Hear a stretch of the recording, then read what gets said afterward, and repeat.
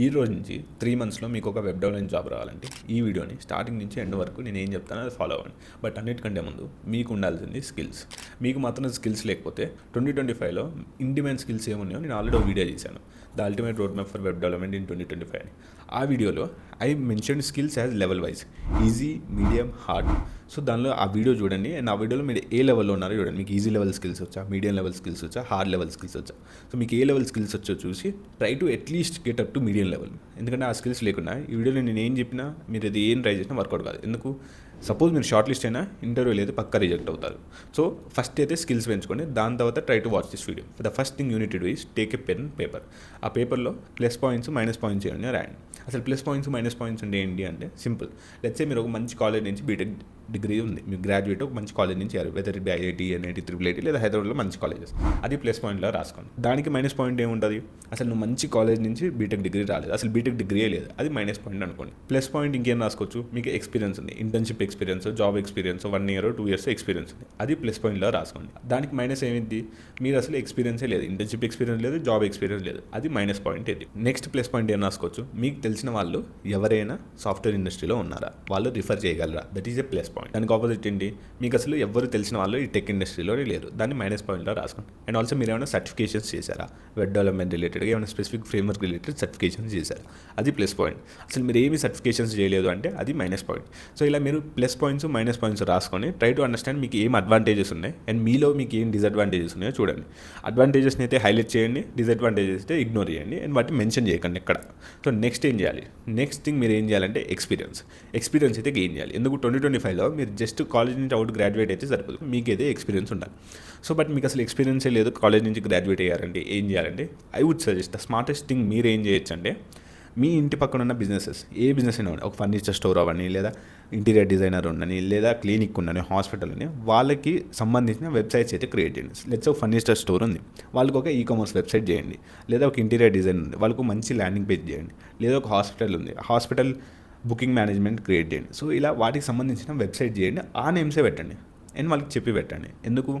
ఇలా websites projects build చేయడం వల్ల వీటిని మీరు ఎక్స్పీరియన్స్గా పెట్టుకోవచ్చు. ఎక్స్పీరియన్స్గా ఎలా పెట్టుకోవచ్చు అంటే ఫ్రీలాన్సర్ వెబ్ డెవలపర్ అని పెట్టి ఈ ప్రాజెక్ట్స్ తయారు చేసిన వెబ్సైట్ అనేవి ఎక్స్పీరియన్స్గా పెట్టుకోవచ్చు. అలా చేయకుండా మీరు ఎక్స్పీరియన్స్ లేకుండా పోతే ఏమైందంటే మీ రెజ్యూమ్ అనేది అసలు ఏటీఎస్ షార్ట్ లిస్ట్ కూడా అవ్వదు. ఎందుకంటే ఏటీఎస్ ఫ్రెండ్లీ ఉండదు, మీకు అసలు ఎక్స్పీరియన్స్ సెక్షనే లేకపోతే మీ రెజ్యూమ్ షార్ట్ లిస్ట్ కాదు. సో నేనేం చెప్తాను అంటే try to build these websites and add them as freelancer. Next ఏం చేయాలంటే మీరు సోషల్ ప్రొఫైల్స్ క్రియేట్ చేసుకోవాలి. నేనైతే ఓన్లీ 3 ప్రొఫైల్స్ చెప్తాను. ఈ 3 ప్రొఫైల్స్ అయితే క్రియేట్ చేసుకోండి. 1 is GitHub, second LinkedIn, third Twitter. So ఈ 3 ప్రొఫైల్స్ అయితే క్రియేట్ చేసుకోండి. ఈ 3 ప్రొఫైల్స్ క్రియేట్ చేసి అండ్ ఈ ప్రొఫైల్స్ ఎలా ఉండాలంటే ఓన్లీ మీ గురించి అండ్ వెబ్ డెవలప్మెంట్ గురించే ఉండాలి. మీరు వెబ్ డెవలప్మెంట్ జాబ్ కోసం ట్రై చేస్తున్నారు, కాబట్టి మీ పర్సోనా, ఆన్లైన్ పర్సోనా కూడా యాజ్ ఎ వెబ్ డెవలపర్గానే ఉండాలి. ఇట్స్ నాట్ లైక్ మీరు ఏదో ఏఐ అని, డేటా అనాలిసిస్ అని డిఫరెంట్ కాకుండా try to keep your online profile as a web developer. వాటి గురించి ఆలోచిస్తున్నారు, వాటి గురించి నెట్వర్కింగ్ చేస్తున్నారు అన్నట్టు ఉండాలి. సో సోషల్ ప్రొఫైల్లో నేను సజెస్ట్ చేసేది ఏంటంటే ఫస్ట్ మీ ప్రొఫైల్ ఫోటో అనేది try to keep it as professional as possible. Me profile అనేది ఎంత ప్రొఫెషనల్ ఉంటే అంత ప్రొఫెషనల్గా పెట్టుకోండి. ఏదో ఫంక్షన్లో దిగింది లేదా రెస్టారెంట్లో దిగిన సెల్ఫీ కాకుండా మంచిగా ఒక వైట్ బ్యాక్గ్రౌండ్ దగ్గర నించొని ఫోటో దిగి ఆ వైట్ బ్యాక్గ్రౌండ్ కట్ చేసి ఏదైనా మంచి కలర్ బ్యాక్గ్రౌండ్ పెట్టుకోండి. ఎందుకు? ఎంత ప్రొఫెషనల్గా ఉంటే అంత మంచిది. నెక్స్ట్ ఏం చేయాలి? బయో.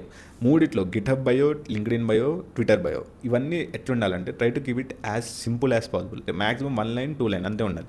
లెట్స్ సే మీరు ఒక ఫుల్ స్టాక్ డెవలపర్ అనుకోండి, మీ బయో ఎలా ఉండాలంటే I'm a full stack developer building and scaling real world web applications. ఇంతే సింపుల్గా ఉండాలి. అంతేగాని మీకు వచ్చిన స్కిల్స్ అన్నీ బయోలో పెట్టడం కాదు. HTML, CSS, రియాక్ట్ అన్నీ బయోలో పెట్టడం కాదు. సింపుల్గా మీరు ఏం చేస్తారు అంతే, అంతకంటే ఎక్కువ ఉండదు మీ బయో. సో ఇలా ప్రొఫైల్ క్రియేట్ చేసుకున్న తర్వాత నెక్స్ట్ మీరు ఏం చేయాలంటే you need to post about web development. గిట్హబ్లో try to build web projects, అవి పోస్ట్ చేయండి. లింక్డ్ఇన్ అండ్ ట్విట్టర్లో ఏం చేయండి? Try to network with people who are also web developers. వాళ్ళు పోస్ట్ చేసిన దాన్ని రీపోస్ట్ చేయడమో, లేదా వాటికి కామెంట్ చేయడమో, లేదా మీకు నచ్చిన కంపెనీలో వర్క్ చేసే పీపుల్తో కనెక్ట్ అవ్వడం, ఇవే చేయండి. అంతేగాని మీరు వెబ్ డెవలప్మెంట్ ట్రై చేస్తూ డేటా అనలిటిక్స్ లేదా ఏఐ వీటి వాళ్ళతో అప్రోచ్ అవ్వకండి. Try to make it as related to web development as possible. Social profiles create చేసిన తర్వాత మీరు నెక్స్ట్ ఏం చేయాలంటే రెజ్యూమ్ సింపుల్గా ఉండాలి. బ్లాక్ అండ్ వైట్ టెంప్లెట్ తీసుకోండి, అంతేగాని ఏదో కలర్ఫుల్గా తీసుకోండి, ఫోటో పెట్టి లింకులు పెట్టి అన్నీ అదేం చేయకండి. Take a black and white template. Sequence కూడా సింపుల్గా ఉండాలి. నేమ్, మీ జీమెయిల్, దాని తర్వాత మీ ఎడ్యుకేషన్. మంచి కాలేజ్ అయితే ఫస్ట్ ఎడ్యుకేషన్ పెట్టండి, లేదా నాది మంచి కాలేజ్ కాదంటే ఎడ్యుకేషన్ పెట్టండి. దాని తర్వాత ఎక్స్పీరియన్స్ పెట్టండి.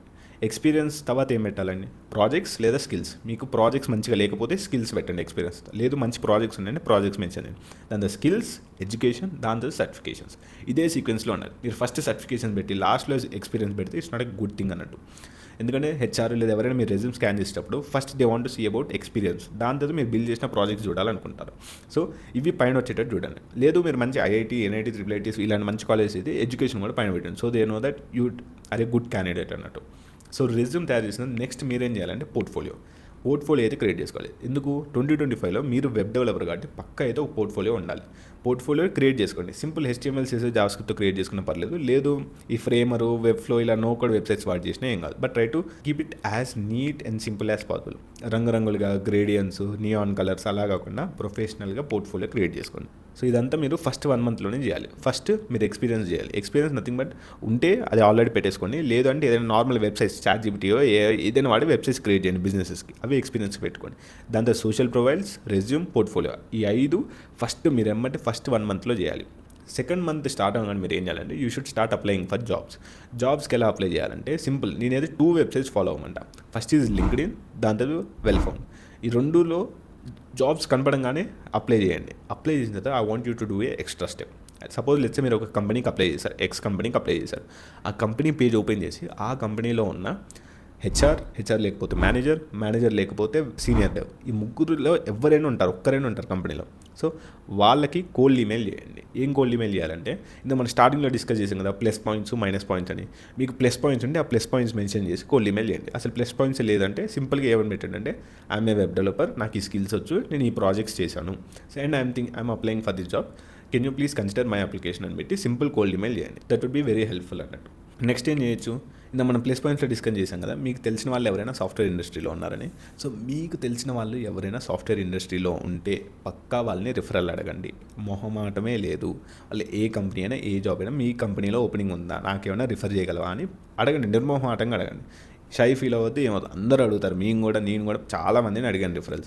సో రిఫరల్ అడగడానికి ఇట్స్ నాట్ లైక్ బెగ్గింగ్ ఏం కాదు, అది జస్ట్ కల్చర్, అదొక మెథడ్ అంతే. మీరు అందరినీ రిఫరల్ అడగండి. మీకు తెలిసిన వాళ్ళు, కాలేజ్ ఫ్రెండ్స్, సీనియర్స్, అలుమినాయి అందరినీ రిఫరల్స్ అడగండి. లేకపోతే నేను చెప్పినట్టు కోల్డ్ ఈమెయిల్ చేయండి. సో వన్స్ ఇలా అప్లై చేయడం స్టార్ట్ చేసిన తర్వాత it should just be A percentage game అన్నట్టు. మీరు ఇలా అప్లై చేసేటప్పుడు దీన్ని జస్ట్ పర్సంటేజ్ గేమ్ లానే చూడండి. నేను ఒకటి 10 చేశాను, 20 చేశాను, రెస్పాన్స్ రాలేదంటే అలా చూడకండి. ఎట్లా చూడాలంటే జస్ట్ 5% రెస్పాన్స్ రేట్ వచ్చింది అని మెంటల్గా ఫిక్స్ అయ్యి అప్లై చేయండి. 5% రెస్పాన్స్ రేట్ అంటే లెట్స్ నేను ఒక 100 కంపెనీస్కి అప్లై చేశాను, నాకు ఓన్లీ 5 కంపెనీసే రెస్పాండ్ వస్తాయి అని మెంటల్గా ఫిక్స్ అయ్యి అప్లై చేయండి. ఈ మెంటాలిటీతోనే అప్లై చేయాలి. లేదు నేను 50 చేశాను, నాకు ఒక్క రెస్పాన్స్ కూడా రాలేదంటే it's not a good mentality జాబ్స్కి అప్లై చేసేటప్పుడు. ఏమో మీరు ఫస్ట్ 50లో రాక నెక్స్ట్ 50 అప్లై చేసిన దానిలోనే ఎక్కువ రెస్పాన్స్ రావచ్చేమో. సో దాన్ని బట్టి మీరు ఎన్ని కంపెనీస్ కావాలంటే అన్ని కంపెనీస్ అప్లై చేసుకోండి. బట్ మినిమం 100 కంపెనీస్ 5 రెస్పాన్స్ అయితే పక్కా వస్తాయి. సో సెకండ్ మంత్ మొత్తం మీరు ఇదే చేయాలి, అప్లై చేయడం. మీ రెజ్యూమ్, పోర్ట్ఫోలియో ఇవన్నీ అప్డేటెడ్ ఉండాలి. ఇవి అప్డేటెడ్ ఉంటే పక్కా 5% రెస్పాన్స్ రేట్ అయితే పక్కా వస్తుంది. I can guarantee that. Next third month నుంచి మీకు ఇంటర్వ్యూస్ స్టార్ట్ అవుతుంది. Interviews most of the companies ఎలా ఉంటాయి అంటే సేమ్ మెథడ్, అన్ని కంపెనీస్కి సేమ్ మెథడ్ ఉంటాయి. దట్ ఈస్ ఫస్ట్ ఏంటంటే అసైన్మెంట్ ఇస్తారు. అసైన్మెంట్ ఏంటి, ఇట్లా ఒక ప్రాబ్లం ఇచ్చి ప్రాబ్లమ్ సాల్వ్ చేయాలి. ఈ వెబ్సైట్ తయారు, ఈ బ్యాక్ ఎండ్ తయారు, ఈ ఫ్రంట్ ఎండ్ తయారు అనేది మీకు ఒక అసైన్మెంట్ ఇస్తారు వితిన్ 24 or 48 hours. ఇది మీరు పక్కా కోడ్ చేయాలి. ఎలా కోడ్ చేయాలి, ఓన్గా చేయొచ్చు. ఓన్గా చేసే టైం లేదు అంటే ChatGPT, క్లౌడ్ వాడి చేసేయండి, నో ప్రాబ్లం. దానిలో ఏం ప్రాబ్లం ఉండదు. వాళ్ళకి తెలుసు, అసైన్మెంట్ ఇచ్చే వాళ్ళకి కూడా తెలుసు మీరు ఏ హెల్ప్ తీసుకుంటారని. So try to complete the assignment complete చేసిన తర్వాత డిప్లాయ్ చేయండి. జస్ట్ గిట్హబ్ లింక్ ఇవ్వండి. మీ అసైన్మెంట్ చేసిన తర్వాత డిప్లాయ్ లింక్ కూడా వాళ్ళకి షేర్ చేయండి. అండ్ ఇంకా ఎక్స్ట్రా స్టెప్ నేనేం చెప్తాను అంటే పర్సనల్గా నేను చేయమనేది ఏంటంటే మీరు ఆ ప్రాజెక్ట్ ఎక్స్ప్లెయిన్ చేస్తూ డెమో వీడియో కూడా రికార్డ్ చేయండి. ఎందుకంటే లెట్స్ ఒక 50 క్యాండిడేట్స్ ఉన్నారు, అందరూ అసైన్మెంట్ చేశారు, సబ్మిట్ చేశారు, 25 మంది డిప్లాయ్ చేశారు, మిగతా 25 మంది అసలు డిప్లాయ్ చేయలేదు. ఈ 25లో మీరు డెమో వీడియో కూడా ఇచ్చారు. సో డెమో వీడియో వల్ల ఏమంటే మీకు ఇంకొంచెం స్పెషల్ డిఫరెన్స్ అనేది ఉంటుంది. సో డెమో వీడియోస్ ఎలా క్రియేట్ చేయాలంటే సింపుల్, లూమ్ అనే అప్లికేషన్ ఉంటుంది, డౌన్లోడ్ చేసుకొని ఆ ప్రాజెక్ట్ లోకల్ హోస్ట్లోనే రన్ చేసి చూపించండి. లేదా డిప్లాయ్ ఉంటే డిప్లాయ్ వెబ్సైట్ ఓపెన్ చేసి రన్ చేసి ఎక్స్ప్లెయిన్ చేయి. ఇది ప్రాజెక్టు, ఇది ఫంక్షనాలిటీ, ఇది ఇంప్లిమెంట్ చేశాను, ఇలా ఇంప్లిమెంట్ చేసి డిప్లాయ్ చేశాను, అంతే. ప్రతి హెచ్ఆర్ కానీ ప్రతి ఇంటర్వ్యూయర్ కానీ ఎక్కువసేపు స్పెండ్ చేయడు, మ్యాక్స్ 5 minutes చూస్తాను. Try to make it 1-2 minutes చాలు. 1-2 minutes సరిపోతే మ్యాక్స్ మేక్ ఇట్ 5 minutes అంతే. సో అసైన్మెంట్ చేసిన తర్వాత next you will be short list అయిన తర్వాత నెక్స్ట్ వచ్చేది technical interview. Technical interview is the hardest part in the complete interview process. ఇక్కడ మీకు స్కిల్స్ వచ్చలేదో ఒక పర్సన్ టెస్ట్ చేస్తాడు. ఇప్పుడు దాకా అసైన్మెంట్ అనేది మీరు ఓన్ కాపీ కూడా చేసినా, బట్ టెక్నికల్ ఇంటర్వ్యూలో మీరు ఆ ఇంటర్వ్యూవర్తో వైవా లాగా పక్కా జరిగిద్ది. సో అక్కడ మీకు స్కిల్స్ ఉన్నాయా లేదా అని తెలిసిపోయింది. So try to be as skillful as possible. మీకు ఎన్ని స్కిల్స్ వస్తే అంత ట్రై చేయండి. స్కిల్స్ పక్కా నేర్చుకోవడానికి ట్రై చేయండి. అండ్ మీరు ఇంటర్వ్యూ జరిగే ముందు కూడా యూ కెన్ సర్చ్ అన్నట్టు. లేకపోతే మీకు ఫ్రంట్ అండ్ టెక్నికల్ రౌండ్ ఉంది, ఆ ముందు రోజు try to search about top technical questions in front and interviews. అలా చూసి అవి రివైజ్ చేసుకోండి. సో టెక్నికల్ ఇంటర్వ్యూ కూడా షార్ట్ లిస్ట్ అయితే నెక్స్ట్ ఉన్నది ఫైనల్ హెచ్ఆర్ రౌండ్. హెచ్ఆర్ రౌండ్లో మీరేం చేయాలంటే ట్రై టు నెగోషియేట్. అందరూ ఏం చేస్తారంటే వాళ్ళు ఎంత శాలరీ అంటే అంత శాలరీ అని ఒప్పుకుంటారు. సో నెగోషియేట్ చేయకపోతే ఇట్ వుడ్ బీ లైక్ మీకు ఎక్స్ట్రోవర్ట్నెస్ లేదని అర్థం, కమ్యూనికేట్ చేయలేరని అర్థం. అట్లీస్ట్ నెగోషియేట్ చేయడానికి ట్రై చేయండి. వాడు పెంచకపోని అట్లీస్ట్ ట్రై టు నెగోషియేట్. ఎలా negotiate? Let's take an example. Let's నేను ఒక కంపెనీకి అప్లై చేశాను. అక్కడ హెచ్ఆర్ రౌండ్ దాకా వెళ్ళాను. హెచ్ఆర్ అడిగాడు వాట్ ఆర్ యూ ఎక్స్పెక్టింగ్. నేను మినిమం ఏం చెప్తా అంటే 9 LPA అని చెప్తా. అప్పుడు హెచ్ఆర్ నుంచి 2 రెస్పాన్సెస్ వస్తాయి. ఐదర్ ఫస్ట్ రెస్పాన్స్ ఏంటంటే మాకంత బడ్జెట్ లేదు. ప్రతి హెచ్ఆర్కి ఒక బడ్జెట్ ఉంటుంది. Whether be 7 LPA, 10 LPA, 15 LPA, 20 LPA. ఆ జాబ్కి, ఆ రోల్కి ఇంత బడ్జెట్ అనేది వాళ్ళకి ఎలొకేట్ చేసి ఉంటుంది. సో వాళ్ళు ఫస్ట్ ఏమంటారంటే మాకంత బడ్జెట్ లేదు అంటారు. అనగానే ఐ వుడ్ సజెస్ట్ ఎంత బడ్జెట్ ఉందని అడగండి. సో దాన్ని బట్టి లెట్స్ వాళ్ళు 9 LPA అడగానే మాకు అంత బడ్జెట్ లేదు, 7 LPA బడ్జెట్ ఉందను. సో అప్పుడు నువ్వేమను 7 LPA would be too less, try to make it at least 8 LPA అని అడుగు. అడగడంలో ఏముంది, అడగడం తప్పలేదు. వాడు పెంచకూడదు, అట్లీస్ట్ అడుగు 8 LPA చేయండి అని అడుగు. వాళ్ళు 8 LPA చేయలేము, 7 LPA మ్యాక్స్ అంటే ఓకే అని ఒప్పుకో. అడగడం అయితే అడుగు. లేదా నెక్స్ట్ ఏమంటారంటే నీ ప్రీవియస్ ఎక్స్పీరియన్స్ లేదా ప్రీవియస్ ఇంటర్న్షిప్ లేదా ప్రీవియస్ కంపెనీ శాలరీ బట్టి నీకు ఇంత ఉంది కదా, మరి నీకు ఇంత ఇస్తున్నారు కదా, ఇంత ఎట్లా అడుగుతున్నావు అని అంటారు. లెట్స్ నువ్వు ఇంత ప్రీవియస్ ఇంటర్న్షిప్ ఏదైనా 5 LPA 3 LPA చేసావు. ఇప్పుడు నువ్వు 9 అడగంగానే అంటారు ప్రీవియస్ శాలరీ ఇంతే కదా, మరి ఎందుకు 9 అంటున్నావు అంటే నువ్వు అప్పుడు ఏం చెప్పంటే ఇప్పుడు నేను కొత్త స్కిల్స్ నేర్చుకున్నాను, మార్కెట్లో ఉన్న ఇన్ డిమాండ్ స్కిల్స్, నా స్కిల్ లెవెల్ కూడా పెరిగింది, అందుకే I'm thinking 9 LPA would be a right fit for me అని నువ్వు క్లియర్ కట్గా చెప్పు. What they will do is 9 అనగానే 8, 6, 7 అంటారు. సో అప్పుడు మళ్ళీ నెగోషియేషన్ స్టార్ట్ అవుతుంది. బట్ నువ్వు ఇవేం చెప్పకుండా లెట్స్ నువ్వు 9 LPA అన్నావు, వాళ్ళు ఏమంటే 9 LPA కాదు 8 LPA, 7 LPA లేదా 5 LPA అన్నారు. అనగానే నువ్వు ఏమంటే ఓకే 5 LPA కూడా చేస్తావు అనుకో, it would show that you can't communicate well. నువ్వు మంచి కమ్యూనికేట్ చేయలేవని వాళ్ళకి ఏమంటే అర్థమైంది. So it's not a good thing అన్నట్టు. So I would suggest at least try to be as forward as possible. నిర్మోహమాటంగా అడగాలి, తప్పేం లేదు. నాకు ఇంత కావాలని అడగడంలో తప్పేం లేదు. నీకు స్కిల్స్ ఉన్నాయి కాబట్టి you can back it. First మంత్లో మీ ప్రొఫైల్ ఎంత స్ట్రాంగ్ ఉంటే అంత మంచిది. అన్నీ క్రియేట్ చేసుకోండి, social, projects, experience, portfolio, resume అన్నీ పర్ఫెక్ట్గా ఉండేటట్టు చూడండి. సెకండ్ మంత్ మొత్తం జాబ్స్కి అప్లై చేయండి. జాబ్స్కి అప్లై చేయడం, ఇంటర్వ్యూ క్వశ్చన్స్ ప్రిపేర్ అవ్వడం అంతే. ఐ వుడ్ సజెస్ట్ అట్లీస్ట్ 300 జాబ్స్కి అయితే అప్లై చేయండి 1 మంత్లో. రోజుకో 10 అట్లా పెట్టుకున్న 30 days 300 జాబ్స్ సింపుల్గా అయిపోతాయి. దాని తర్వాత థర్డ్ మంత్లో మీకు ఇంటర్వ్యూస్ అయితే పక్కా స్టార్ట్ అవుతుంది. ఐ కెన్ గ్యారెంటీ 15 జాబ్స్ అయితే పక్కా ఇంటర్వ్యూస్ అవుతూ ఉంటాయి. యూ విల్ రెస్పాన్స్, మీకు మంచి రెస్పాన్స్ వస్తుంటుంది. బట్ మీరు ఓన్లీ లెట్స్ ఒక 1 month మొత్తం 50 కంపెనీస్కి అప్లై చేశారనుకోండి, 50 కంపెనీస్లో మీకు ఒక రెస్పాన్స్ వస్తుంది, ఏమంటే రిజెక్ట్ అయ్యారు, మీరు డిసప్పాయింటెడ్ అవుతారు. But I would suggest don't think it like that. జాబ్స్కి అప్లై చేయడం అనేది జస్ట్ పర్సంటేజ్ గేమ్. 5% రెస్పాన్స్తో మెంటల్గా ఫిక్స్ అయ్యి ఆ మెంటాలిటీతోనే అప్లై చేయండి.